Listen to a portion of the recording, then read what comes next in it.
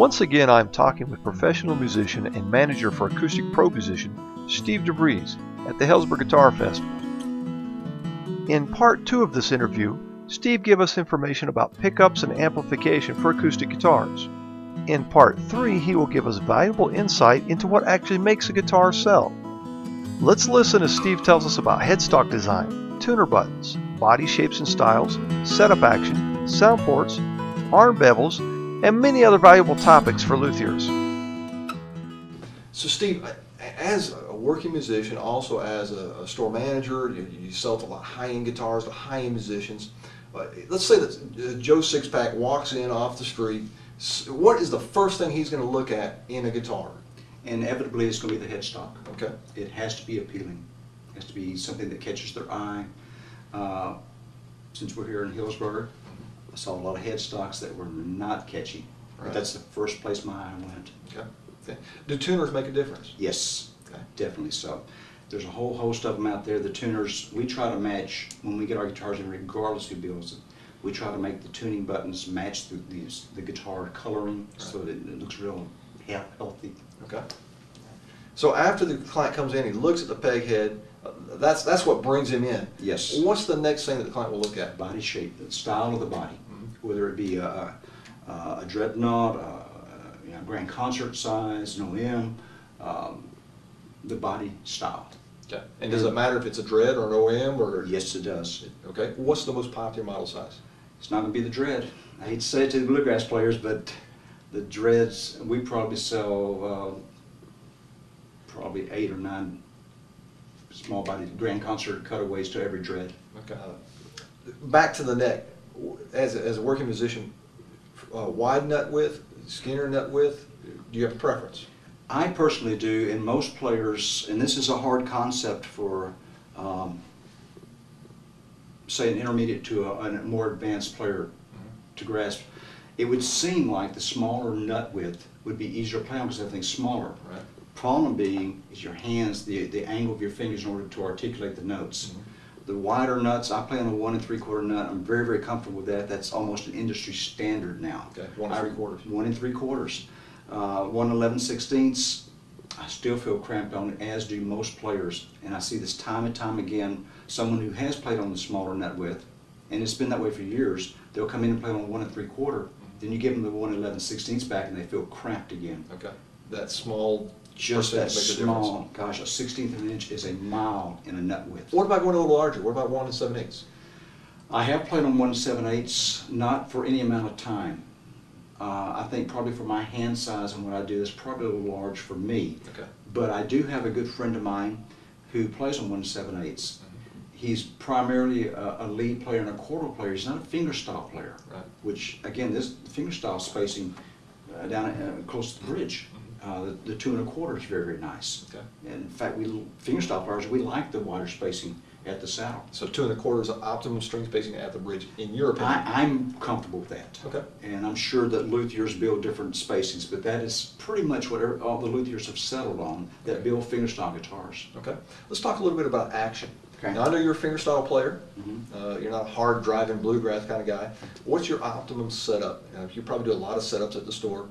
What do you prefer? What do you consider optimum setup? Well, again, this is a personal preference for the player, and there's some factors that come into play. Are they playing fingerstyle? Are they flat pickers? Do they use light gauge? Do they use a hybrid gauge? Do they use a heavy gauge, a medium gauge? The style of music they play? All of this comes into play. So as a luthier, in your discussion with a client, this has to be brought up because that's going to determine how you set that guitar up. Absolutely. If some guy comes in and he's an extra electric player, he's going to want the stuff dropped down to nothing. Well, from an acoustic value, you lose, to me, a lot of acoustic value by having your action too low. And my style over the years has evolved where I've had to raise my action because I've gotten very percussive with my playing. And I know, to me, that I get more sustain out of my guitar by having a little higher action. Okay. Let's talk a little bit about cutaways. Yes. Do you prefer a cutaway on your guitars? I do. And the reason why, my guitars have to serve several functions. I may be playing fingerstyle one time and maybe playing lead guitar for an acoustic guy. So I need the upper reaches there. I've gotten used to it. I have nothing against a 14 fret without, you know, a cutaway. I've got nothing against that. It's just over the past 10 or 12 years I've played on cutaways and gotten very comfortable with that, just because of the versatility it gives me. Right. I know there is a chunk of wood missing there. That doesn't mess with me at all. Okay, great.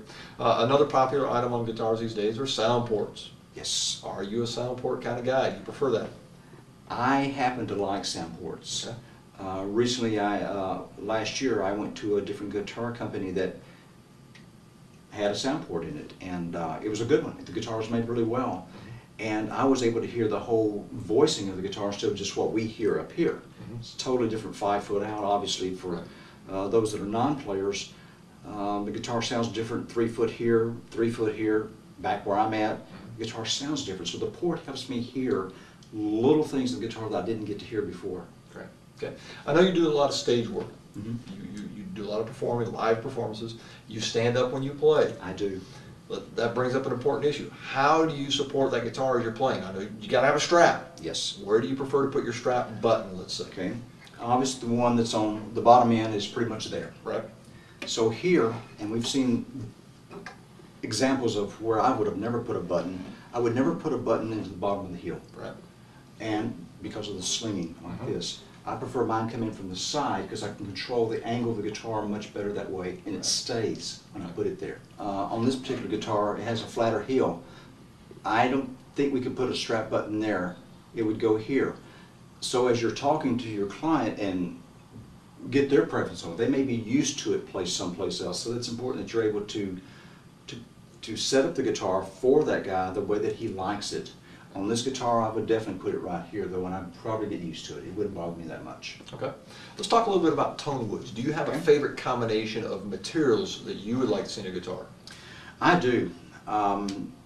First off, I play both on a Coca-Cola back and a cedar front. I get this incredibly intimate sound out of it.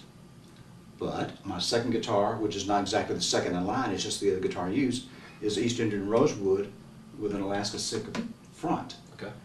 I love them both, but over the years I've gravitated toward the Sitka, especially whenever it started to mature. Right. That made a lot of difference to me. But my wife and I she still likes to hear me play on the cedar top. And for very intimate stuff, where I want it to be kind of velvety, the cedar and the Coca-Cola, yeah, it's hard to beat that. Okay. One more question. I remember we were talking about sound ports and things like that, and it kind of goes along that kind of line. A lot of guys are really putting a lot of appointments on their guitar, trying to get that wow factor and bring the customer in. One of those things that people are doing are armrests or arm bevels. Are you a fan? I am. Of the two guitars that I perform on at fingerstyle, one has an arm bevel, one does not. It makes a difference. Okay. It makes a difference. So you would recommend to luthiers that learn how to put an armrest in your case? Well, what you just said was learn how to put it on. I've seen some ugly, and I just don't think it would. It distracted from the looks of the guitar. Fortunately, the company that I play with, he knows how to do it and does it well. Right. So I think as a luthier that I think I would practice a little bit. Because that's one of those things where cosmetically, right, if it's wrong and they try to wrap it too far, right. So it has to be well executed if you're going to do it. It has to be functional. Okay. Steve, the last question I'm going to ask you is if you could give, and I want your response to be from two different angles. First of all, from a professional musician standpoint, and then the next response is from a store manager standpoint, what do you want to see? And here's the question. If you could offer one piece of advice to luthiers, to guitar builders, guitar makers, what would it be? Okay, from the luthier to the player, we'll address that one first. Okay. Communication, education. Educate the player on what the woods sound like. If some man is going to pop down $7,000 for a guitar, he's going to research this thing. Right. He's going to want to know. He wants to know from you because you're the one he's given $7,000, $7,500 to. Right. So that communication, building it to his specs, telling him what to expect when he wants a bone nut, tell him what to expect on a 12 fret or a short scale, tell him what to expect out of rosewood or mahogany or whatever wood that he uses there, so he's not going to be surprised. Educate the musician, the buyer of the guitar. Okay. Secondly, If you price your guitars at $7,000, you better make sure that that's a $7,000 guitar. You have just opened yourself up into a huge world of competitiveness there. So if you, I'm not saying buy, and I'm not saying build a cheap guitar. What I'm saying is be realistic about the figures that you're asking for that guitar. Just because the guy in the next town's charging X amount of dollars doesn't mean that you're supposed to. Right. But if you choose to, it had better hold up, because some man who's going to spend $7,000, $8,000, $9,000 for a guitar, he is going to shop, he's going to look, he is going to know where every penny's going and for what. Right. Right. Well, thank you very much, Steve, for your experience and for your knowledge. You're quite welcome. And thank you. Appreciate your time. Oh, you're quite welcome. Thanks. Good luck, guys.